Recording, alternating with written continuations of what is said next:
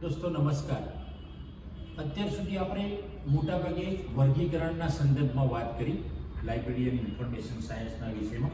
મિત્રો, હવે આપણે થોડાક જઈશું સૂચિકરણ તરફ, કેટલોગિંગ. આજે હું વાત કરીશ જનરલ નોર્મેટિવ પ્રિન્સિપલ ઓફ કેટલોગિંગ, સૂચિકરણના સર્વસ્વીકૃત સિદ્ધાંતો.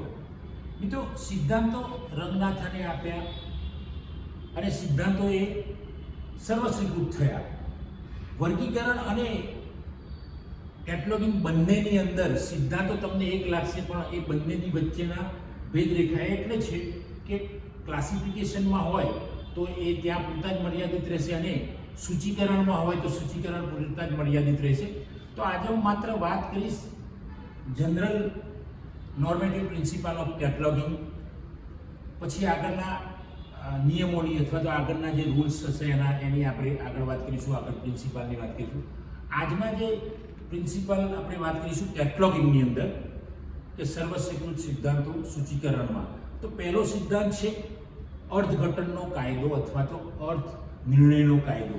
મિત્રો, જ્યારે સૂચિકરણમાં સૂચિ સંહિતામાં કોઈ તકલીફ, મુશ્કેલી, સૂચિકરણ જે થાય છે AACR 2 CCC અથવા તો બીજી કોઈ પ્રમાણે થતું હોય છે, બીજા કોઈ સ્ટાન્ડર્ડ પ્રમાણે થતું હોય છે, જ્યારે બે નિયમો વચ્ચે એક મુશ્કેલી ઊભી થાય, સમસ્યા ઊભી થાય, ત્યારે આપણે અર્થ નિર્ણય અથવા તો અર્થઘટનના કાયદાનો ઉપયોગ કરીશું. જે સમસ્યા બે નિર્ણય વચ્ચે, બે રૂલ વચ્ચે અથવા તો કંઈ બે બાબતો વચ્ચે સંઘર્ષ થાય ત્યારે આપણે અર્થઘટનના કાયદાનો ઉપયોગ કરીશું ને એ મુજબ આપણે આગળ જઈશું. તો પહેલો છે અર્થઘટનનો કાયદો. બીજો છે મિત્રો નિષ્પક્ષતાનો કાયદો, લો ઓફ ઇમ્પાર્શિયાલિટી. લો ઓફ ઇમ્પાર્શિયાલિટી એટલે કોઈનો પક્ષ લેવો નહીં.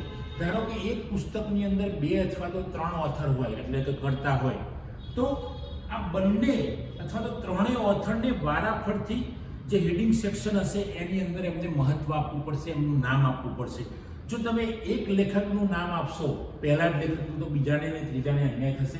એટલે એકવાર પહેલાને આપીશું, બીજી વાર બીજાને આપીશું અને ત્રીજી વાર ત્રીજાને. એટલે ત્રણેય લેખકના નામ હેડિંગ સેક્શનમાં આવશે અથવા તો જે મુખ્ય ભાગ હોય એની અંદર આવશે. કેટલોગ કાર્ડ બનાવતી વખતે ધ્યાનમાં રાખવાનું છે. આગળ આપણે વાત કરીશું લો ઓફ પાર્સિમની, કરકસરતાનો કાયદો. મિત્રો, રંગનાથને તો દર્શાવ્યું છે કે રંગનાથન તો નાની નાની પેન્સિલનો પણ ઉપયોગ કરતા, ગાંધી બાપુની જેમ. અને કેટલોગિંગ કરતી વખતે કાર્ડ અથવા તો પેનથી લખતા હોય, પેન્સિલથી લખતા હોય, એનો પણ મિનિમમ ઉપયોગ થાય, એના પ્રત્યે પણ આ જે લો ઓફ પાર્સિમની ધ્યાન દોરે છે. અને વધારાની માહિતી, ધારો કે સિરીઝ હોય, કિંમત હોય પુસ્તકની, જે જરૂર નથી હવે, એ કેટલોગિંગ કરતી વખતે, કાર્ડ બનાવતી વખતે અથવા તો કેટલોગિંગનું કોઈ પણ કામ કરતી વખતે કરકસરતા થવી જોઈએ. તો આ રંગનાથને લો ઓફ પાર્સિમની એટલે કરકસરતા. બધી જ જગ્યાએ કરકસરતા હશે તો એ લાઇબ્રેરીની અંદર ઓછો ખર્ચો થશે અને લાઇબ્રેરીનું મહત્વ વધશે. કેટલોગિંગનું મહત્વ છે, પણ જ્યાં જરૂર જણાય એટલી જ બાબતો લખવાની જરૂર છે, જરૂર જણાય એટલું જ કાર્ડ યુઝ કરવાનો, જરૂર જણાય એટલી પેન્સિલ પેનનો ઉપયોગ કરવાનો, એ તરફ દ્રષ્ટિ આ કરકસરતાનો નિયમ કરે છે. સપ્રમાણતાનો કાયદો, લો ઓફ સિમેટ્રી. આની અંદર પણ એવું જ છે કે જ્યારે બે વસ્તુઓ સરખી જ હોય, બે પરિસ્થિતિ સરખી હોય, ત્યારે કઈ પરિસ્થિતિને મહત્વ આપવું. જો પેલો નિષ્પક્ષતાનો કાયદો છે એની સાથે આ મેળ ખાય છે, ખાસો બધો મેળ ખાય છે. તો સપ્રમાણતા એટલે બે વસ્તુ અથવા તો બે પરિસ્થિતિ એક સરખી હોય તો કોને મહત્વ આપવું. ત્યારે મિત્રો આ કાયદો એવું સમજાવે છે કે જ્યારે બે વસ્તુ અથવા તો બે બાબત સરખી હોય ત્યારે બંનેને મહત્વ આપવું જોઈએ. એકવાર પહેલી બાબતને મહત્વ આપવું જોઈએ, બીજી વસ્તુ અથવા તો બાબતને મહત્વ આપવું. પરિસ્થિતિમાં પણ એવું જ છે કે એકવાર પહેલી પરિસ્થિતિને મહત્વ આપવું, બીજી વાર જે બીજી પરિસ્થિતિ છે એને પહેલી વાર મહત્વ આપવું.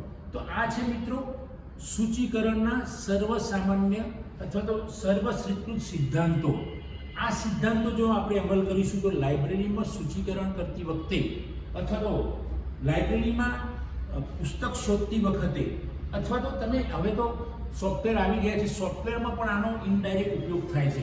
તો મિત્રો, આ તમારી એક્ઝામમાં, નેટ સ્લેટની એક્ઝામમાં, કોમ્પિટિટિવ એક્ઝામમાં, ગૌણ સેવાની પરીક્ષાઓ હોય અથવા તો બીજી કોઈ લાઇબ્રેરી સાયન્સની કોમ્પિટિટિવ એક્ઝામ હોય, તો એ બધાની અંદર આ સર્વ સ્વીકૃત સિદ્ધાંતો જે સૂચિકરણના છે કામમાં આવશે. મિત્રો આજે આટલું જ. આગળના સિદ્ધાંતો આપણે નેક્સ્ટ ટાઈમે નેક્સ્ટ લેક્ચરમાં વાત કરીશું. મિત્રો આ મારું વિડીયો પસંદ આવે તો લાઈક કરો, શેર કરો, કોમેન્ટ કરો અને જો મારી ચેનલ સબસ્ક્રાઈબ ન કરી હોય તો સબસ્ક્રાઈબ કરો. થેન્ક યુ દોસ્તો. જય હિન્દ, જય ભારત.